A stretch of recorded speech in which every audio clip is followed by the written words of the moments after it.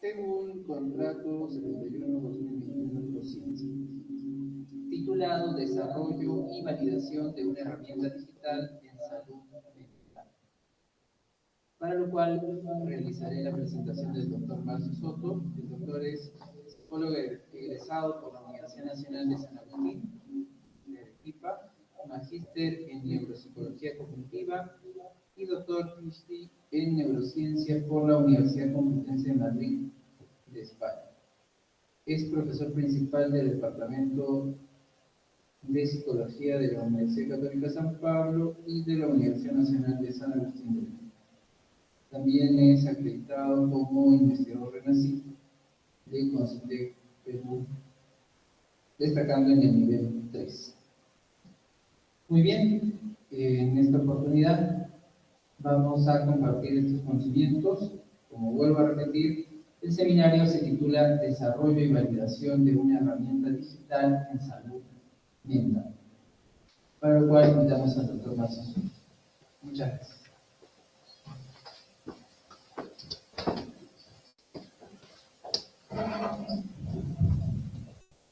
¿Qué tal? Buenas tardes. Saludo a todos los que están presenciando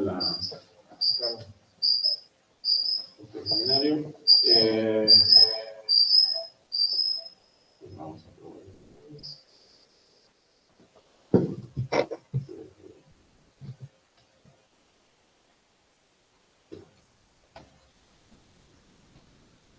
Hacia allá tiene que apuntar. Hacia allá. ¿Hacia allá? Sí. Ah, no, para que cambie la... Sí. Ah, no, sí, no. Ahí. No está el puntero. Ya. De nuevo, buenas tardes. Para mí siempre es un placer estar en el Colegio de Psicólogos y brindar un pequeño conversatorio, un pequeño seminario sobre algunos de los proyectos de investigación en los cuales estamos inmersos. Este proyecto en particular está siendo financiado por Ciencia. Ya por años, en medio de la pandemia, básicamente para el desarrollo de una plataforma digital para el soporte psicosocial durante la pandemia. Si bien es cierto, estamos ya, entre comillas, un poco más libres de ella, obviamente la población en el planeta en general, no está exento de que vuelva a pasar una contingencia de esa naturaleza. Y obviamente sabemos que el tema de salud mental está terrible. Entonces, junto con un equipo importante de investigadores, profesionales de la salud, con experiencia también en este campo en otros ámbitos, trabajamos en el desarrollo de esta plataforma. Rápidamente presentarles un poco el equipo. La profesora Gabriela Cáceres de la Universidad de San Pablo, como co-investigadora. Además están Rosa Montesinos y Nilton Custodio del Instituto para la Neurociencia, con quienes desarrollamos la plataforma, investigadores de la misma, con una amplia experiencia en trastornos neurológicos, neuropsiquiátricos, y con una experiencia también previa fuerte en el desarrollo de plataformas digitales para el desarrollo para la adquisición de data y manejos con pacientes con patologías neuropsiquiátricas. Y además tuve una tesis entregada, un trabajo brillante, Claudia, muchísimo en todos los procesos del voy a explicar a continuación. Y además un soporte administrativo, como que está ahora nosotros el proyecto, pero que soporta muchísimo toda la carga administrativa que un proyecto de esta naturaleza exige. Lo importante de esta presentación, de esta imagen, es que el trabajo de investigación, el desarrollo de algunas estrategias de remediación o de evaluación, diagnóstico, requiere un equipo, no es una cuestión de uno solo, no es imposible avanzar las cosas de uno solo. Por lo tanto, es importantísimo tener en consideración y se conozca el equipo, más allá de quién es el responsable de todo ello, o el investigador principal, que es quien les habla. Bien, datos muy rápidos del proyecto. El proyecto que nos dio Prociencia, rodeado de los 88 soles. Lo desarrollamos en el Departamento de Psicología de la Universidad de San Pablo. Ya hay una fecha de inicio del tema. Son esquemas financieros que tiene Prociencia, llamados esquemas de investigación en ciencias sociales, a partir de los cuales uno puede desarrollar alguna estrategia de investigación en diferentes ámbitos, en diferentes campos, los cuales son claves para el desarrollo de alguna línea, una temática de investigación. Psicología en general de las ciencias.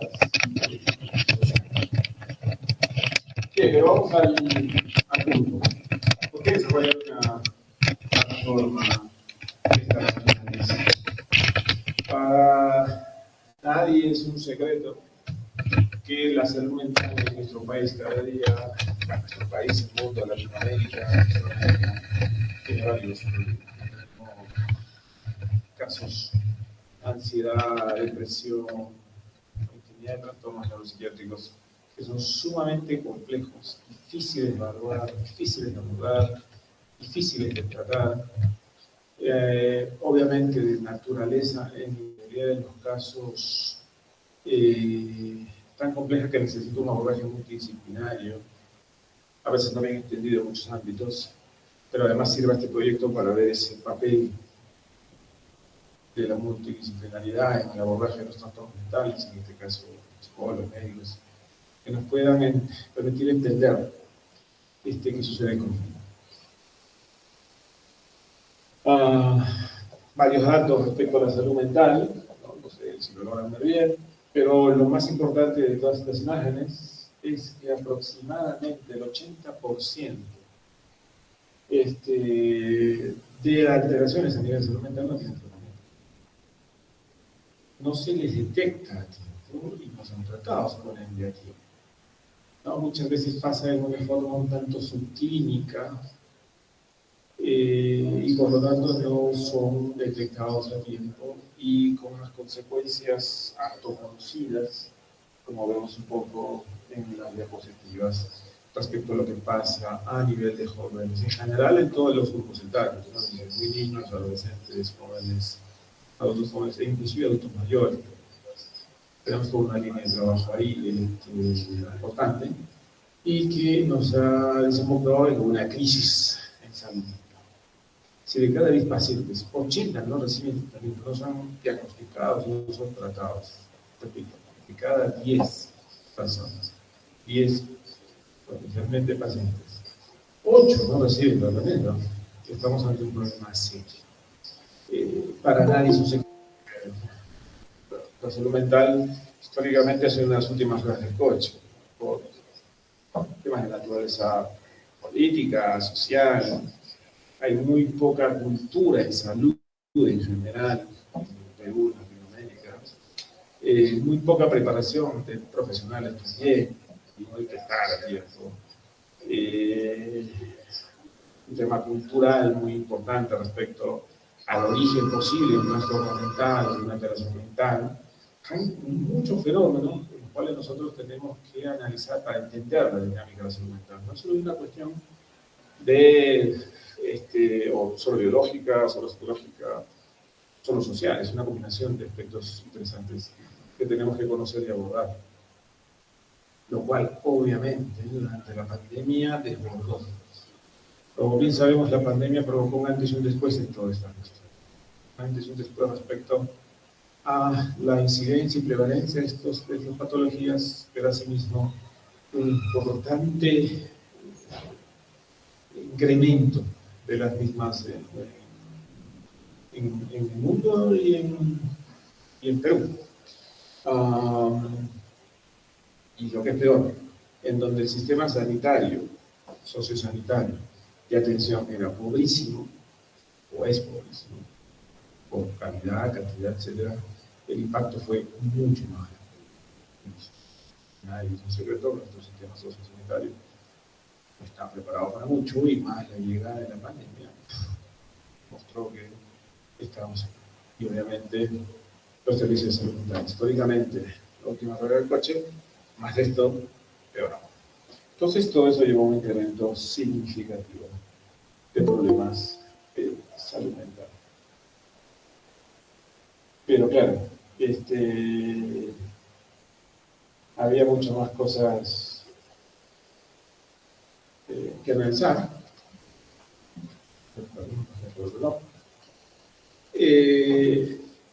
Y obviamente la pandemia nos llevó a tener claro que tenemos que desarrollar una forma de abordar más rápidamente, sobre todo en esta primera etapa, en aquellos que son más nativos en el uso de tecnologías de información, el uso de celulares, de internet en general. Es decir, teníamos, a partir de la crisis que tenemos en salud mental y el pulso que llevó a la pandemia, a que desarrollamos estrategias más ligadas a tecnologías de información,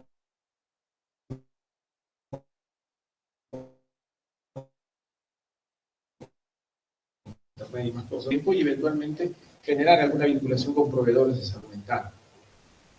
Uno de los grandes problemas que también vimos es que los proveedores de salud mental, públicos y privados, están muy dispersos. No hay una suerte de unificación, una suerte de acceso rápido a ellos, tanto público como privado. Entonces, un poco la idea, como está colocado ahí como objetivo, era que desarrollemos una herramienta que además que permite evaluar, diagnosticar hasta cierto punto, soporte, que sea validada aquí en Perú, ¿no? Que hay muy pocas herramientas, lo veremos en un momento, validadas aquí en Perú, que nos permite esa identificación con algún trastorno, sobre todo ansiedad y depresión, que podríamos hablar de 50 cosas más, pero en principio tratamos de enfocarnos en lo más prevalente, sobre todo en jóvenes. Y luego facilitar, conectar con esos servicios de salud mental. Como les dije, está como que muy segmentado, como que muy lejos del contacto de un futuro usuario, digamos, en salud mental. Es decir, si nosotros tenemos la capacidad para evaluar y detectar a tiempo, podemos derivar. Pero en esa derivación no encontramos a quién. Es algo que sucede. Vamos a un hospital público, sumamente complejo. Vamos a un centro privado, puede ser, pero no estaban claramente identificados, y mucho menos el acceso. Entonces, la idea era, además de poder evaluar, validar una herramienta que permita vincular con estos proveedores de salud mental para que el usuario de la plataforma pueda tener un acceso más o menos rápido, oportuno, o al menos tenga la información que a dónde puede ir. Que una de las cosas que observamos es que a veces no sabemos qué servicio utilizar. Pasa mucho con consultas con pacientes, entonces tengo que ir al psiquiatra, o tengo que ir al neurólogo, o tengo que ir al psicólogo, dando vueltas muchas, y obviamente muchos de estos centros ofrecen una variedad de servicios que es importante conocer. Entonces, esa es un poco la idea de la plataforma. Y para ello utilizamos estos objetivos. Acá. Primero hicimos una revisión sistemática de la evidencia científica respecto a pruebas y plataformas que han sido validadas en otros lados. Respecto al tema de las pruebas, harto conocido, hemos participado en otros proyectos ya con adultos, por ejemplo, validando el GAT-7, la escala de ansiedad generalizada, que se utiliza mucho acá, el PHQ, también muy conocido. Probablemente todos los que están presentes aquí lo conozcamos. Son pruebas relativamente cortas, pero con un gran poder predictivo. Entonces, como bien saben, en todo el ámbito psicológico, psicólogo-clínico, con obviamente fundamentos psicométricos, la tendencia es a tener evaluaciones de tipo tamizaje más breves, pero que sean precisas, o lo más sensibles posibles, ¿no? Dicho sea de paso. Que no siempre pasa es tratar de utilizar una herramienta que nos diga que esta persona tiene indicadores de ansiedad o depresión, es obviamente una herramienta muy poderosa, pero como bien sabemos eso no basta, una primera etapa, es una etapa de tamizaje. Pero obviamente si además las pruebas no están validadas clínicamente, además de todos los otros componentes psicométricos, pues quedamos encima muy cortos.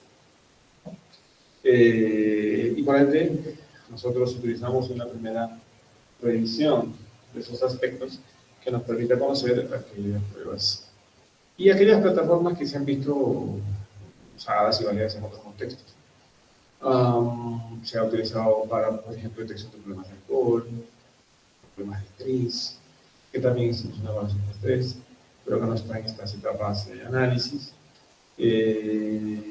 o de, por ejemplo, en otros proyectos hemos hablado de quejas subjetivas, de memoria, en auto, que es bastante interesante. Es decir, formas de abordar a nivel de la revisión que han hecho otros investigadores respecto al desarrollo de plataformas y pruebas potencialmente usadas. Luego, obviamente, con un poco más de información, desarrollamos esta herramienta que nos pasaremos a mostrar en un momento para esta evaluación. La herramienta tiene que ser intuitiva, corta, accesible a todos los sistemas operativos, se probaron todos, accesible en diferentes modalidades, es decir, sistemas, tablet, teléfono, que sean fácil de manejar, fácil por el contenido, o en tu computadora. Entonces, se hizo muchas pruebas con el equipo, tratando de ver la forma más viable de hacerlo. Y vamos a verlo, muy intuitiva, muy sencilla, pero intuitiva, y no sea extremadamente complejo para el usuario. Luego está la etapa de validación de la herramienta, clave, porque genial que haya una plataforma de herramienta y podemos poner 30 pruebas ahí, y ya está. Funciona muy bien, digamos, podemos sacar mucha información, pero el objetivo era un poco más allá. El objetivo era que esas pruebas que están ahí las podamos validar clínicamente. Esa validación clínica, que les explicaré con más detalle más adelante, básicamente es a partir de los usuarios de la plataforma extraer un grupo de ellos a los cuales después de un protocolo de entrevista clínica podamos tener cierta certeza desde el punto de vista clínico de que están atravesando no por una patología ansiosa o depresiva. Eso para nosotros es claro. Y obviamente comparar lo que nos dice la prueba si es que es lo suficientemente sensible para detectar estos casos que el psicólogo clínico determinó que eran casos, o no. Es el diagnóstico psicológico, nosotros le denominamos el código estándar, para determinar o no la presencia de una patología, y comparado con lo que dicen las pruebas de cabeza. Entonces, eso es una validación clínica, porque además el H7, el PHQ y las pruebas usadas tienen una validación psicométrica muy buena, pero obviamente tenemos que ir un poco más de esa validación clínica, que presentar los resultados. Luego, clave, identificar esos servicios de salud mental públicos y privados. Es mucho más sencillo inicialmente encontrar esos servicios de atención públicos y privados. Es decir, tiene una apertura un poco mayor, ¿no? Y vamos a mostrarles el ejemplo que nos vinculamos con dos centros. Entre otras cosas, porque probablemente quienes los dirigen son un poco más sensibles a este tema de la salud mental, y en esos centros además hay especialistas en psicología clínica, psiquiatría, etcétera, que tienen una mirada un poco más amplia, más real de lo que sucede a nivel psíquico con el ser humano. Es decir, sabemos, como les dije hace un rato, que el tema no es exclusivamente de naturaleza biológica, no solo puedo pensar que es exclusivamente psíquica o social, es una combinación de ambas, dependiendo de la patología de una pesa un poco más, otra un poco menos, pero en general hablamos de una cuestión multidominio, digamos, por así decirlo. Y la identificación inicialmente bastante compleja, pero luego desarrollada a nivel público, relativamente más fácil de encontrar, pero mucho más difícil de conectar. Esto que obviamente pues, se puede discutir muchísimo más. Y luego tenemos la plataforma, tenemos los proveedores contactados de salud mental, tenemos la validación, pues inmediato es un poco trabajado en este proyecto, ¿no? Integrar esas funciones para determinar cuán válida, cuán usable es la herramienta.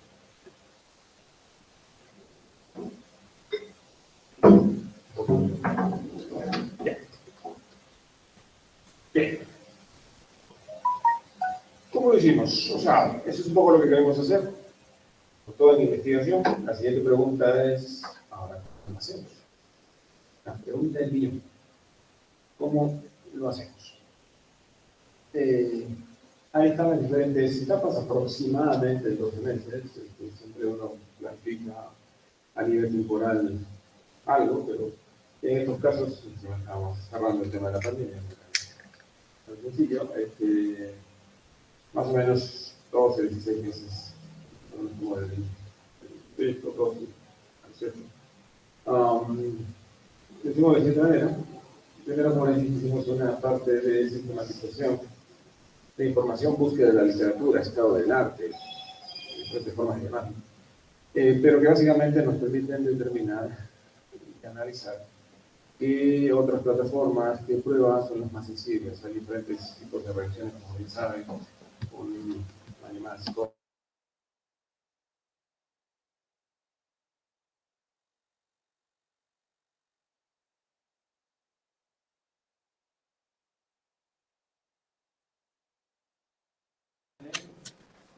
Enfocándonos en la ansiedad, la depresión, algunas reacciones, estrés y burnout, ¿no?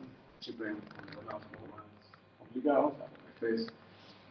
La coyuntura en la cual estábamos viviendo, de pandemia y todo lo demás, esperaba que haya un alto estrés, ¿no? Lo hemos visto en otros estudios de profesionales sanitarios, ¿no? Por ahí publicamos un estudio en personal sanitario, donde estaba el estrés y el burnout, medido con una prueba muy interesante, muy pequeñita, Z, pero que sirve muy bien para trabajadores de salud. Entonces lo primero que hicimos es la revisión científica, luego estructuramos la plataforma, atendiendo a diversas variables. Como les dije hace un rato, uno de los principales criterios fue lo intuitivo de la misma, ¿no? Que no siempre sucede, porque obviamente cuando nosotros interactuamos con una página web o con una plataforma, con un servicio digital, esperamos que sea de fácil acceso, que nos demande mucho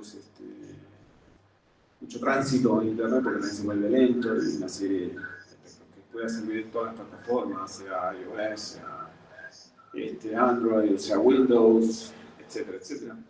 Entonces, son aspectos que uno tiene que considerar cuando uno desarrolla estas cosas. El servidor donde vamos a estar colocando, porque dependiendo del volumen de datos, cuántos datos le vamos a dar, etcétera, etcétera, etcétera, ¿no? Y muchas pruebas junto con el equipo técnico desde el servicio tecnológico y con los investigadores del proyecto para determinar una forma más amigable de hacerlo. Muchas revisiones con el equipo y con el apoyo desde el Instituto para la Neurociencia, que tiene mucha experiencia en este aspecto, tratando de encontrar aquello que nos pueda permitir tener una plataforma mucho más intuitiva y fácil de manejar. Luego de la validación, estamos inscritos en un estudio observacional prospectivo. Seguimos a usuarios, en algunos casos de manera aleatoria. Básicamente hicimos entrevistas de confirmación diagnóstica. Es decir, nosotros vamos a verlo ahora en un árbol de decisión. Evaluamos aquellos que mostraban indicadores de alteración según los puntos de corte para la prueba, sobre todo el GAT-7, que es el que vinculamos esta prueba que mide ansiedad generalizada. A partir de ello, los seleccionamos y los convocamos a entrevistas con psicólogos clínicos, especialistas en el campo, quienes, a partir de una entrevista, un protocolo estándar de psicología clínica, llegaban a un diagnóstico. Después de una entrevista de aproximadamente unos 40-45 minutos, llegaban a ese diagnóstico. Para nosotros eso es el gol estándar, como dije hace un rato.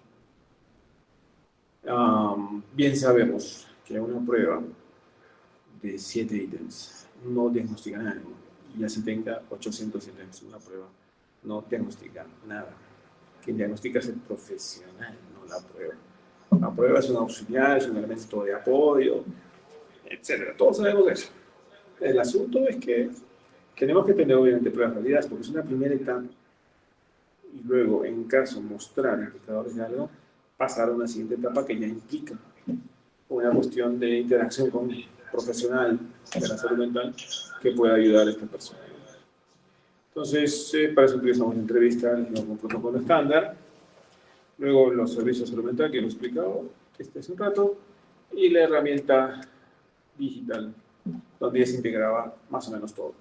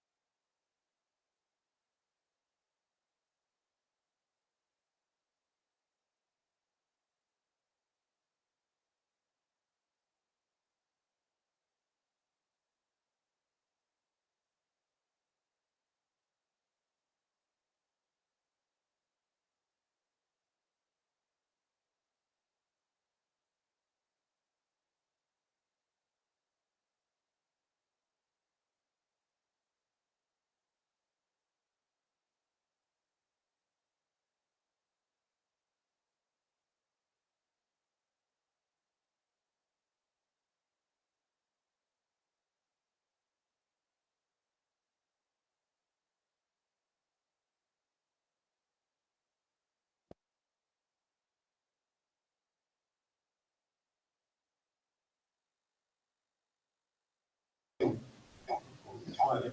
Había un deslizamiento de una pequeña barra que está por ahí, y lo que hacíamos primero era presentar un video instructivo sobre el video, una animación,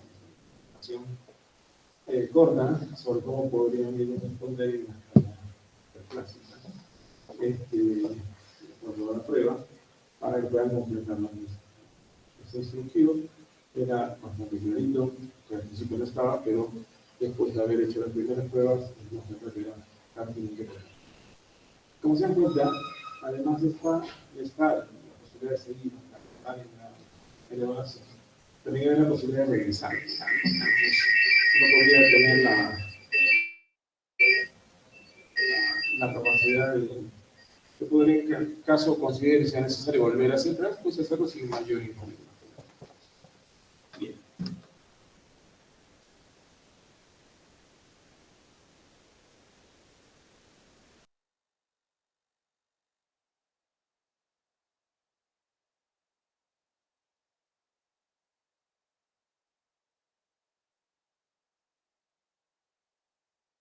El grupo de pruebas que utiliza la Organización Mundial de la Salud, por lo tanto, acceso abierto. Pero como se dan cuenta, tanto una como otra, pocas ganas de interés en hacer las cosas, para nada o completamente si queremos hacer la derecha. O sea, uno con el cursor simplemente deslizaba y acá marcaba el tipo de respuesta. Para hacer de manera más intuitiva, bueno, luego ya hay otras plataformas, pruebas digitales que hacen un poco lo mismo, ¿no? Simplemente utilizamos buenas prácticas que hacen en otros lados, no vamos a redescubrir la pólvora, ¿no? Hay que usar lo que en otros contextos funciona muy bien, u otros profesionales lo han hecho y pues, tratamos de aplicarlo con nosotros, ¿no? Y ha funcionado bien en general.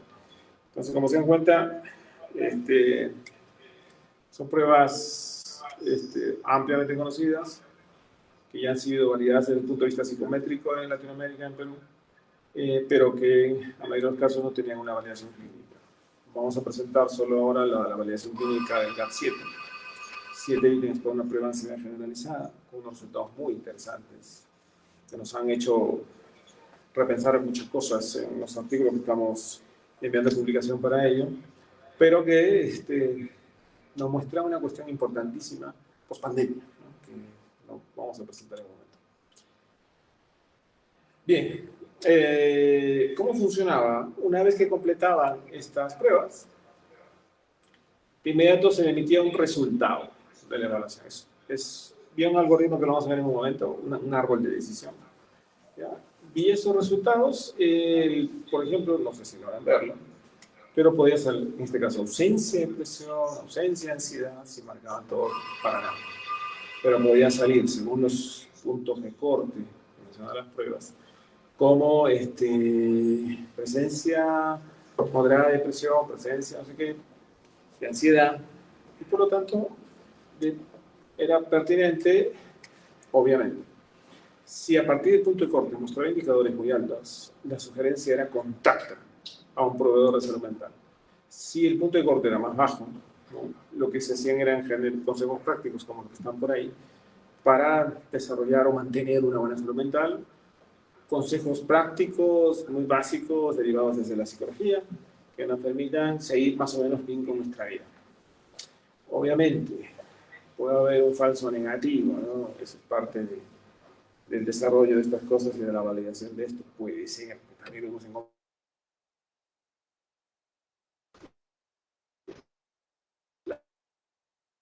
Y los resultados del cual poder tener una decisión, que es un poco la idea, o una serie que puede permitirles seguir con su vida nacional.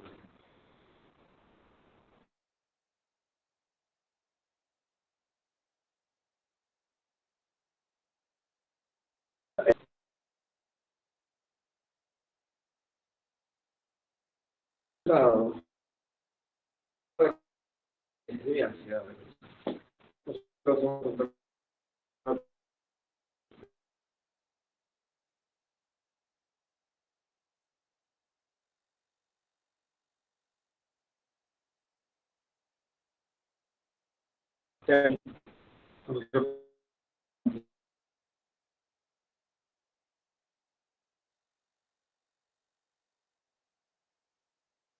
poder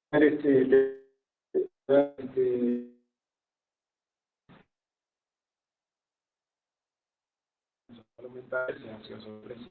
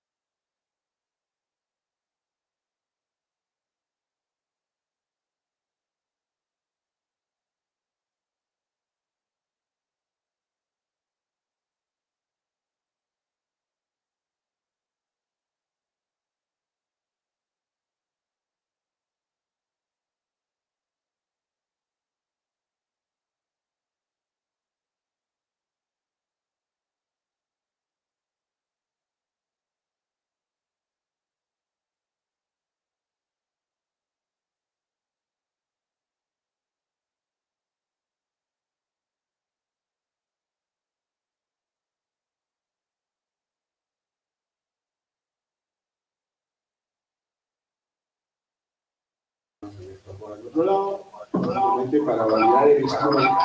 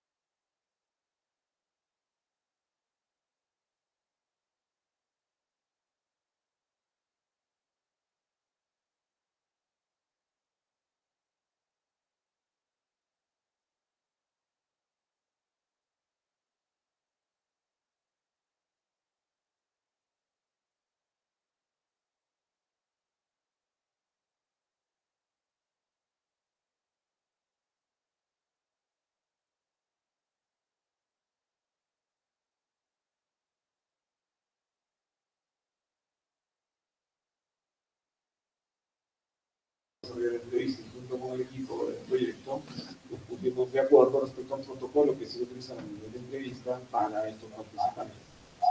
Era el participante y luego hacían entrevistas con el cliente y llegamos a un diagnóstico, una conclusión diagnóstica. Por acá, el psicólogo confirma el diagnóstico, no, ya seguimos primero. Pero si le comparten los resultados, algunas sugerencias, tipo consejería, o sí, era confirmado, obviamente involucraba a otros. Entonces, se dan cuenta, hay un árbol de decisión para el diagnóstico es clave y nosotros para llegar a la conclusión que hemos llegado. Bien. Encontramos a nivel de la validación. Hemos desarrollado la plataforma y hemos trabajado esta validación. De casi 100 participantes en esta primera etapa que hemos completado la plataforma, nosotros extrajimos un número de ellos que fueron categorizados ya por el diagnóstico clínico como protagonista tabla. Esta es parte del segundo artículo que está por ser enviado a publicar, revisar y publicar. Sujetos con alteraciones y sujetos con control, ¿no? Síndrome ansioso, control. 21 participantes con síndrome ansioso y 31 control sano, que me quieran hacer el contraste. Repito esto según el diagnóstico clínico. Vemos ahí la edad, no hay mucha diferencia en edad. Vamos en género, hombres y mujeres, muchas más mujeres que portan la plataforma, suele pasar mucho las evaluaciones psicológicas, pero también efectos psicomanejales todo lo que encontramos.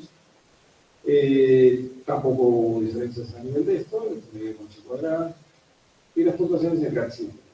Obviamente, aquellos participantes que mostraban en un punto de score, que vuelven a indicadores de síndrome ansiosa, puntuaban más. Eso es lo esperable.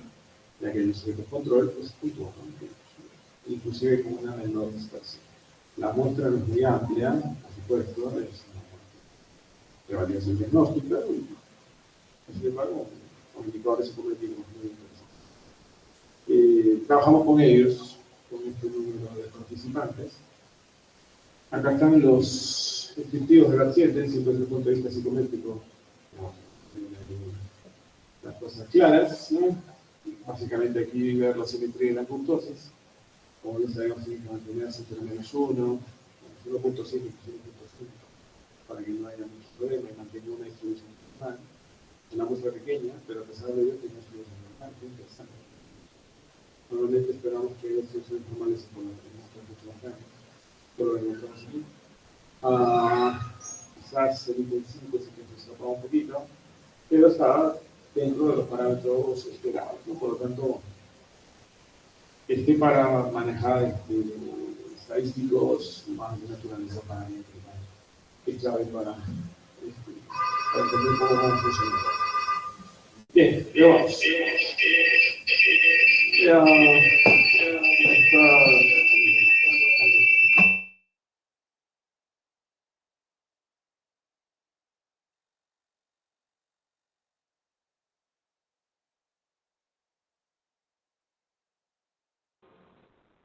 Son las curvas ROC, muy conocidas en validación clínica, epidemiología, en otras áreas.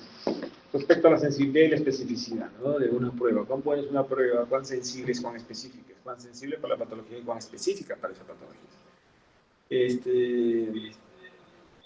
Y lo que nos mostró esta curva roja cuando probamos, sanos versus control, pacientes versus control, observamos que la prueba mostraba indicadores muy buenos, alrededor de 0.8, con un nivel de significancia muy importante en estos errores. Es decir, la prueba clínica estaba funcionando muy bien para detectar estos casos. Recuerden, la lógica era, a partir del diagnóstico clínico hecho por psicólogo clínico, diciendo que estos son pacientes, que estos no lo son, comparar con lo que dijo la prueba. Y lo que nos están diciendo los psicólogos clínicos está bastante claro respecto a lo que dijo la prueba. Es decir, la prueba está siendo sensible para, ¿no? Utilizamos las puntuaciones brutas de las puntuaciones del GAT-7 y vimos si era lo suficientemente sensible y específico para detectar estos casos, y nos mostró que sí había una alta sensibilidad y especificidad. Pero lo que más nos llamó la atención al hacer los análisis era que ahí está marcado acá en amarillo los puntos de corte. Recuerden, el punto de corte aceptado en el planeta, Latinoamérica, es de 10 puntos. Y cuando nosotros sometemos a 10 puntos, no nos mostraba nada. O sea, si nosotros vemos acá 9.5 y 10.5, la prueba nos muestra una muy baja sensibilidad, una muy buena especificidad, pero una muy baja sensibilidad, por debajo del 0.5. Toda prueba para que ayude al diagnóstico, prueba diagnóstica, durante la pandemia por COVID y más cosas, como que nos hemos sensibilizado con el asunto, pero no es para que no sea sensible, para detectar alguna patología, pues no va bien. Entonces, si nosotros colocamos el punto de corte, observamos problemas, que no era para nada sensible. Y esto, como toda validación, es un proceso iterativo, ¿no? Toda validación psicométrica o clínica es un proceso iterativo. Vamos probando, vamos analizando cómo van segmentándose, diferenciándose o encontrando unos mejores indicadores numéricos que nos ayuden a ese posible diagnóstico. Y lo que observamos fue que puntuaciones entre 6 y 8 iban muy bien. Por eso, en una tabla de aquí abajo, no sé si lo van a observar, observamos con puntuaciones menores iguales a 6, menores iguales a 7, menores iguales a 8. Hicimos la prueba con esas tres, que son los que nos mostraban mejores indicadores de sensibilidad y especificidad. Por ejemplo, todas aquellas puntuaciones menores iguales a 6 nos mostraban una muy buena sensibilidad, alrededor del punto 857, y una especificidad alrededor también del 7.9, o sea, 0.79. A este valor hay que restarle 1 menos este valor, y es lo que obtenemos. Entonces está, digamos, muy bien. Pero claro, un punto menor o igual a 6 en una prueba que suma 21 puntos para mostrar indicadores, entonces lo que hicimos fue tratar de balancear un poquito. Probamos con 7, menor o igual a 7, y no sé si logran verlo, pero ya obtuvimos valores de sensibilidad alrededor de 0.714 y de especificidad de 0.9. La especificidad subió muchísimo, ¿no? Subió muchísimo. Y obviamente si es menor o igual a 8, ya observamos aquí, no sé si logran verlo, que la sensibilidad bajaba un montón y la especificidad se mantenía. Entonces, si nosotros pensamos desde un punto de vista más balanceado, un punto de corte menor o igual a 6 podría ser el idóneo, pero si pensamos en una posibilidad más cercana a lo que nos mostraba la prueba original, tendríamos que pensar en un menor o igual a 7, con valores de sensibilidad todavía muy buenos, y de especificidad muy altos. Si una prueba nos da un valor de 1 para sensibilidad y especificidad, es perfecta, no existe. No existe. Entonces, tenemos que balancear ahí, y eso es algo que se ha discutido en el artículo, sobre todo porque las otras validaciones en Latinoamérica mostraron que el punto, y en mundiales, normalmente asumen que el punto de corte es 10, pero en nosotros no son 10, está a menos. Pregunta el millón, ¿no? ¿Por qué? Tendríamos que reformular las cosas. Recordemos, la muestra son estudiantes universitarios, todos entre 18, la mayoría entre 18 y 25 años, con algunos casos un poco más extremos, 40, 41 años, muy pocos, dentro de la distribución. Y que venían después saliendo ya prácticamente de una pandemia, y nos hizo pensar y reflexionar cuánto impacto ha tenido la pandemia y algunos indicadores de ese nivel sobre esta respuesta. Recuerden, estamos hablando de una prueba que mide la ansiedad generalizada, que a partir del punto de corte 10 nos muestra problemas. Para nosotros parece ser que el punto de corte es más bajo, 6, 7, pero es un punto de corte importante para usar con nosotros.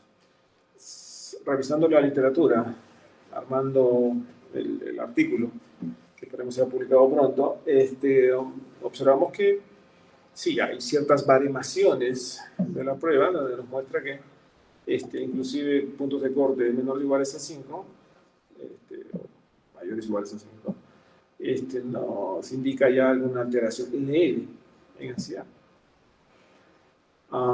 Y sin embargo, para nosotros un poquito más. Entonces, podría ser una cuestión interesante, en cierta medida refrendada por la literatura previa, pero que obviamente nos llevó a analizar y discutir más cosas respecto al impacto real que tuvo la pandemia en muchas de las medidas.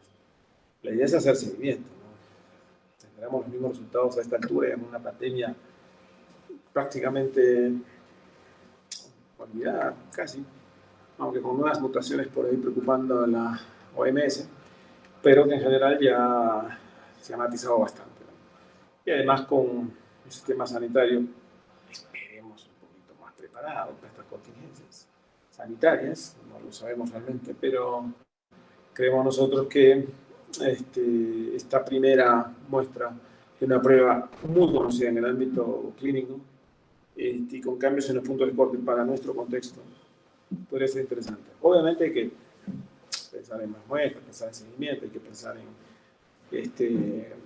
en ampliar hacia el grupo etario, ¿no? De repente un poco más jóvenes, o de repente un poco más mayores.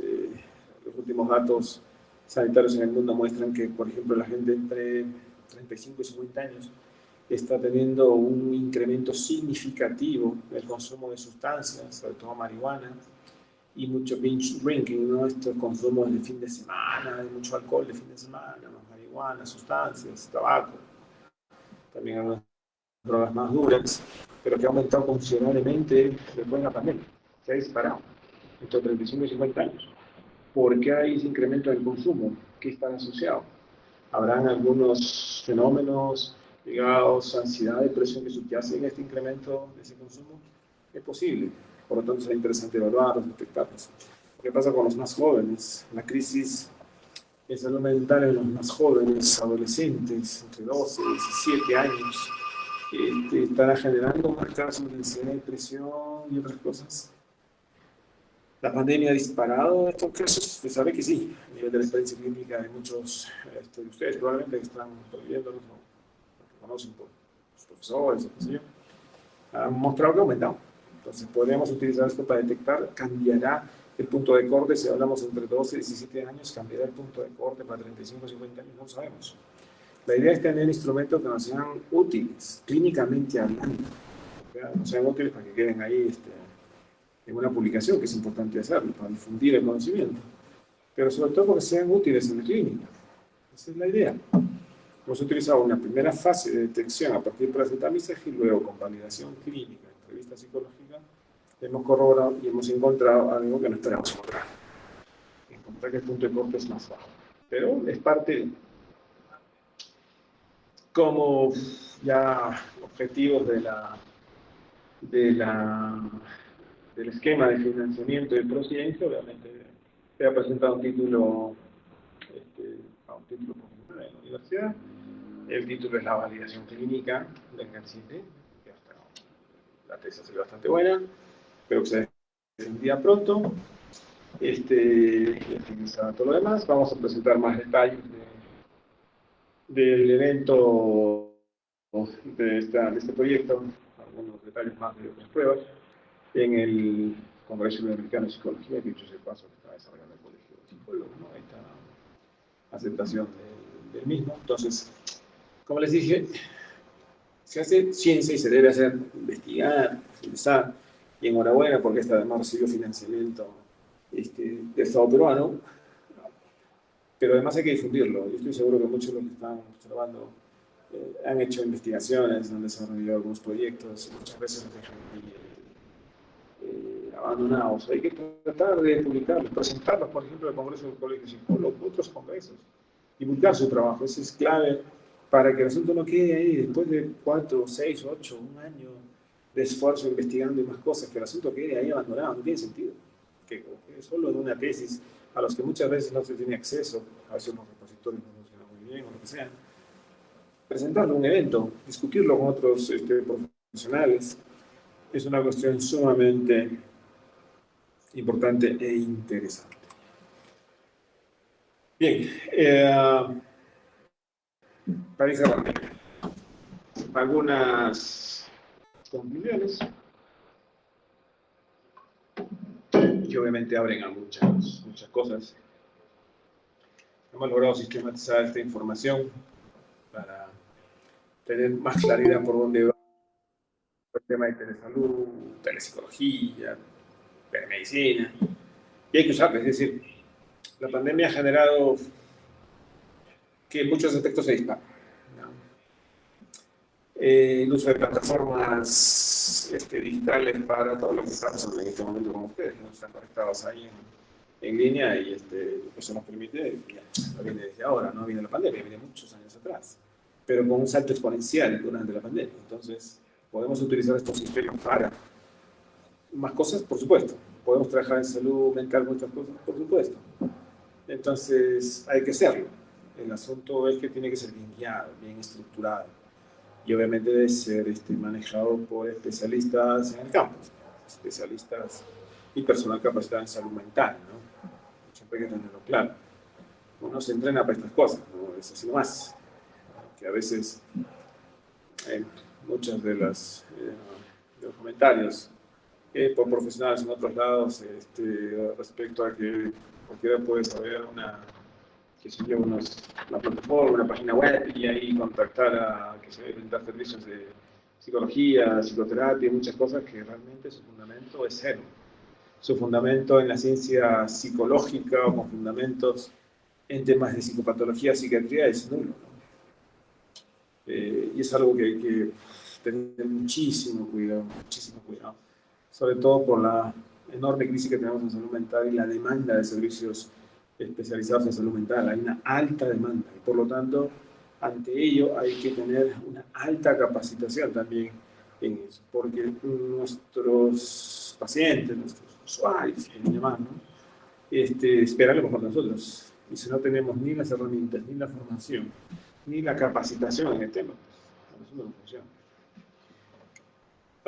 Hemos desarrollado esta plataforma, evaluación, resultados, vinculación con proveedores de salud mental. Esta es una primera etapa. Hay que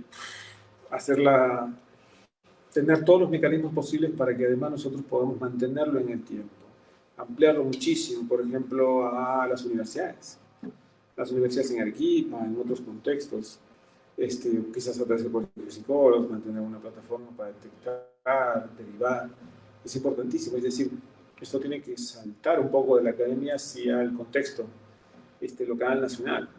De esa manera, el asunto puede llegar a tener un impacto enorme. Porque, repito, la investigación es muy buena, hay que hacerla, hay que validar, hay que hacer varias cosas, pero finalmente tiene que aterrizar en algo que podemos nosotros usar para finalmente mejorar la salud mental de la población. Ese es el objetivo que todos como profesionales de la salud tenemos. Si no tenemos esa mira en nuestras cabezas, el asunto va por otro lado, ¿no? Entonces, esta plataforma, inicialmente desarrollada con fondos de Prociencia, nos está permitiendo eso, tratar de aterrizar con mecanismos válidos en sistemas intuitivos de naturaleza digital, llegar a detectar casos posibles de alteraciones a nivel de salud mental, sobre todo ansiedad, depresión, estrés, y poder vincularlo con proveedores de salud mental. Ese es el objetivo, y que esto se dispare, sea mucho más eventualmente, se llegue a, por ejemplo, aplicación de salud mental, de repente financiada por colegios psicólogos, alguna universidad. Sería una cuestión sumamente importante, ¿no? Y obviamente trabajar con profesionales en otros ámbitos, tanto de la psicología, de la medicina, etcétera, ¿no? Y obviamente gente especializada en el mundo de las tecnologías de la información. Y obviamente los resultados de evaluación clínica muestran buenos indicadores de sensibilidad y especificidad para el GAT7 en este caso, que hemos presentado aquí, pero que a la luz de la literatura no tenemos los mismos resultados que otros han encontrado. Nosotros tenemos indicadores de punto de corte mucho más bajos respecto a lo que tienen otros estudios. Como lo discutimos hace un rato, las posibles explicaciones están por ahí, pero las dudas son mayores. Como bien saben muchos de ustedes, cuando uno hace una investigación encuentra cosas simpáticas, interesantes, que nos permiten explicar ciertas cosas, pero sobre todo nos saben 500 dudas más. Pues, entonces hay que seguir investigando más. Como les dije hace un rato, ver qué sucede con esta muestra en seguimiento, es decir, es un poco la idea con la plataforma, como ya tenemos algunos casos, hacerles una reevaluación para ver qué puede haber pasado y eso también nos sirve para validar la herramienta. Y luego ampliar a otros grupos etarios, ¿no? Pensar en gente mayor, en gente más joven, ¿no? Diferenciarlos por sexo o ver otras medidas más que nos permitan lograr desarrollar una mayor precisión en estas herramientas, que repito, son herramientas. No vamos a pensar que esto hace el diagnóstico, ayuda al diagnóstico, es una herramienta como hay muchas otras para varios aspectos. ¿Quién diagnostica? Es el profesional, el especialista en el campo, especialista en la materia, no a la prueba. A veces olvidamos eso, ¿no? No damos una cuestión casi, digamos, mágica a la herramienta para el diagnóstico, y no es así. Pasa muchas veces en otros campos, en un campo más ligado a la neuropsicología, a la neurociencia, pensamos que todo es resonancia magnética, y que la resonancia me diagnostica las ondas. No, es una técnica, es una herramienta interesante para el cerebro. Pero finalmente yo junto eso, junto a mi entrevista, junto a mi evaluación clínica, y sobre ella llega un diagnóstico. Sobre eso llega un diagnóstico. En hecho, me lleva una buena intervención. Entonces, esa cuestión no hay que olvidarla. No sé cuántos estudiantes, no sé cómo estaremos en el auditorio, pero eso es importantísimo. Es una herramienta más de las muchas que puede haber o hay. En este campo no hay mucho, pero que es importante usarla y poder contrastarla con nuestra experiencia. Y finalmente el impacto, siempre desde los requerimientos del agente financiador, se ha desarrollado la plataforma, como ya se ha mencionado, sobre todo para estudiantes en esta etapa, con mayor prevalencia de depresión y ansiedad. Los estudios los demandan mucho. Los estudios, el contexto saliendo de la pospandemia, ya muestran indicadores altos de depresión y ansiedad. Entonces, a desarrollar algo para abordarlos. Esto para nosotros es fundamental. Necesitamos más proveedores de salud mental. Es necesario que haya muchísimo más gente desde centros comunitarios, públicos, universidades, que puedan usar esta herramienta. Esta herramienta es el dominio obviamente está bajo un término de contrato por un plazo temporal, pero una vez que este cierre, nosotros tenemos la capacidad de esto para difundirlo, compartirlo, matizarlo por centro. Es un poco la idea, no queda en una sola universidad o no queda solo para conciencia, es una cuestión que tiene que divulgarse. Entonces, contactándonos, conversando sobre las posibilidades, con los matices que puedan cambiar a universidades, centros, es perfectamente usable. O sea, eventualmente va a ser de tesorería, ¿no? Entonces, es importante que aquellos que están en el campo lo puedan utilizar, la puedan utilizar. Y obviamente, a partir de la experiencia que tenemos con ellos, apoyar en el proceso. Como les dije desde el inicio, la idea es que esto pueda ser usado, que sirva. científicamente, mi investigación, estamos demostrando que sirve para los temas que estamos tratando, por lo tanto hay que usarlo. Entonces, si se queda por ahí, no tiene mucho sentido. Y obviamente, desde la salud mental, el objetivo grande, el objetivo gigante es poder detectar a tiempo los problemas. Es decir, si un usuario que llega el acceso a esta plataforma, que está mostrando indicadores, y este usuario le sale la alerta de que muestra indicadores altos de depresión, por ejemplo, se le muestra dónde podría estar yendo, dónde podría estar consultando, con quién podría consultar. Es una cuestión interesante y clave para evitar más cosas. Esa es una atención oportuna, al menos inicial, de contacto. Esperamos con eso eventualmente reducir muchas cosas, ¿no? Que se llevan casos de depresión, una atención oportuna evita el incremento de casos de intentos de suicidio, por ejemplo.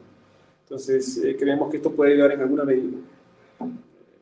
Las pruebas ahí utilizadas y validadas nos dicen que se puede detectar, sirve para detectar. Entonces, la siguiente etapa, que es ya vincularlos, hace que este usuario pueda ser atendido a tiempo, eventualmente. Y con eso evitar muchos problemas más complejos más adelante, ¿no? Entonces, la idea es esa. Esperamos que hayamos sido lo suficientemente claros para ello. Finalmente, agradecer a Concitec, Prociencia y a la Agencia Española de Cooperación Internacional de Desarrollo, que son los que soportaron este proyecto, quienes financiaron el mismo. Siempre la investigación en el Perú no es la más grande del planeta. Hay todavía esquemas financieros que son todavía muy pocos comparados a lo que pasa en otros contextos, pero se está dando paso a paso y las agencias internacionales que apoyan, como la española, junto a Prociencia, está el Banco Mundial y otros más, ahí apoyan en este proceso. Entonces hay que, como profesionales de la salud mental, hay que aprovechar ahí algunas oportunidades de financiamiento para desarrollar alguna propuesta, ¿no? Son bastante buenas. Obviamente el Departamento de Psicología de la Universidad, que nos apoyó muchísimo, sobre todo en el contacto con estudiantes. Esta es una primera etapa, hay que ir a más, hay que evaluar más, no solo en ciertas áreas, sino difundir un poco más. La literatura es clarita, por ejemplo, estudiantes de salud en general, medicina, psicología, los problemas de salud mental pueden ser un poquito más. Entonces, es necesario avanzar más. Y obviamente agradezco mucho al equipo técnico, ¿no? Sin el equipo técnico, vieron las imágenes al principio, el asunto no funciona. Esto no hace... Uno coordina, dirige muchas cosas, pero se necesita un equipo enorme para que las cosas funcionen. Las cosas funcionan si todos más o menos interactuamos y gestionamos bien todo el proceso.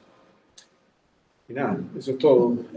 Muchísimas gracias. No sé si tenemos algunos minutos para algunas preguntas pero si no, muchísimas gracias por todo.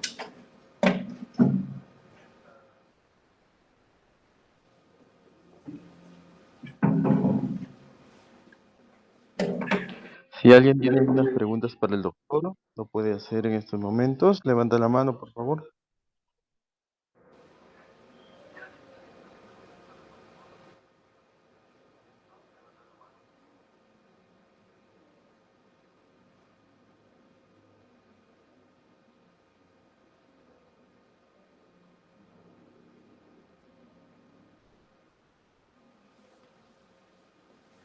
Excelente.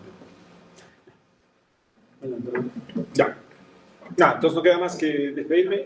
Nuevamente agradeciéndoles a todos por su visita, por estar presentes. Y nada, ahí está mi correo si quieren alguna referencia adicional o algunos aspectos adicionales sobre ello. Pues ahí yo les contesto, pero de manera rápida. Y si no, en el Congreso Iberoamericano de Desarrollo del Colegio de Psicólogos vamos a tener la oportunidad de presentar en extenso los resultados del proyecto, entonces los invitamos para que puedan estar presentes. Y repito, es bueno que existan eventos académicos en sin naturaleza para conocer los avances en la ciencia psicológica y además para poder presentar sus trabajos. Se ha discutido con otros profesionales de otras áreas.